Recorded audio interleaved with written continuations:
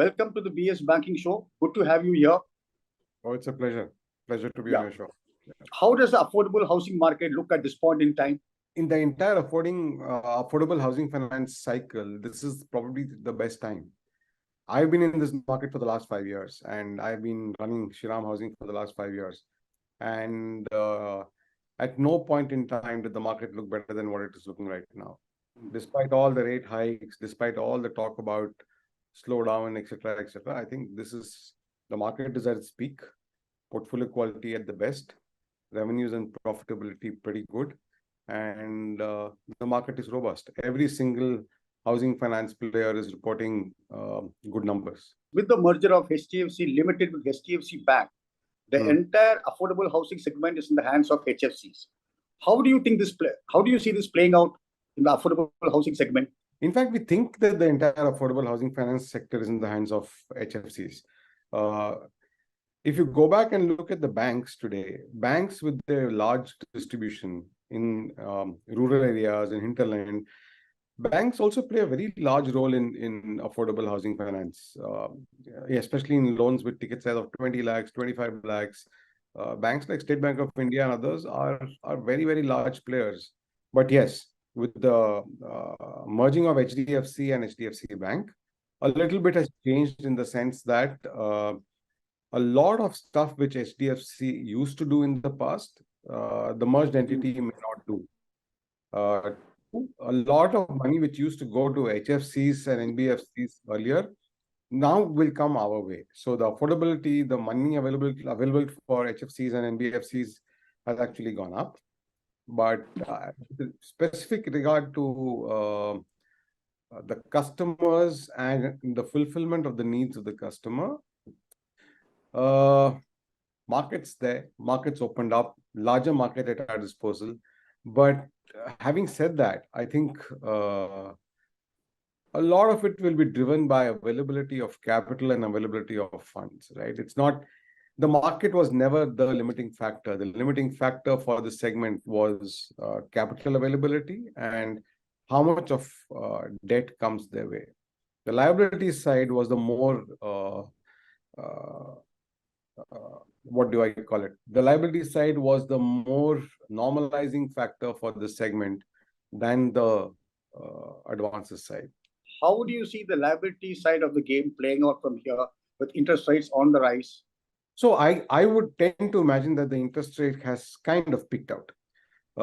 At best, you may see a 25 basis points here and there, but by and large, I think with RBI managing the monetary policy quite tightly, the objective of RBI in controlling inflation has by and large been achieved without really compromising on growth.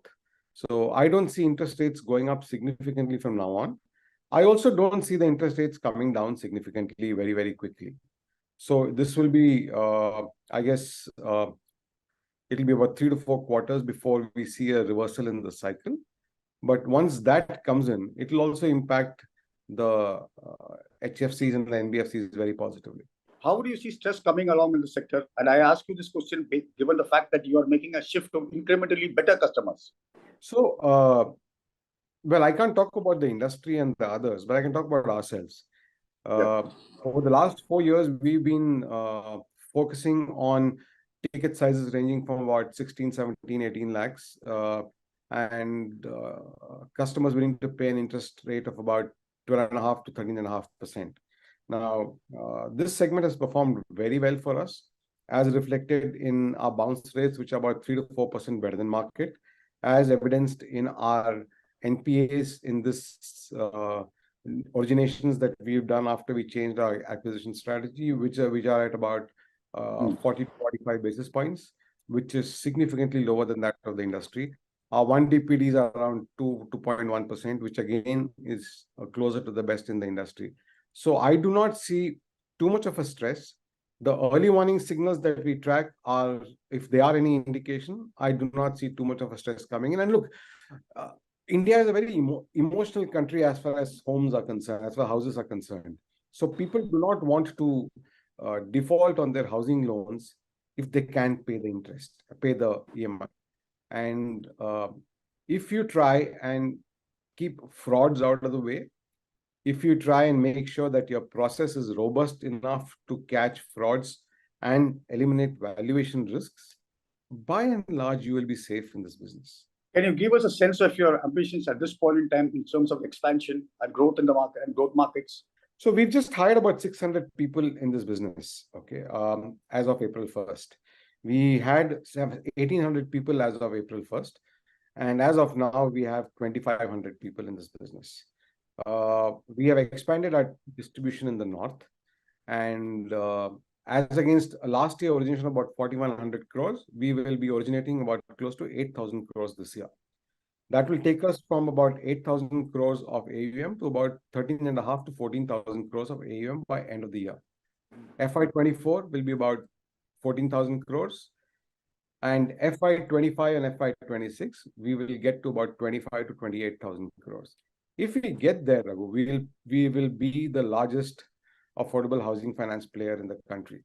And internally, in our strategy meet in April this year, we have set ourselves an ambitious goal of being the #1 affordable housing finance company by FY26 in 3 years' time.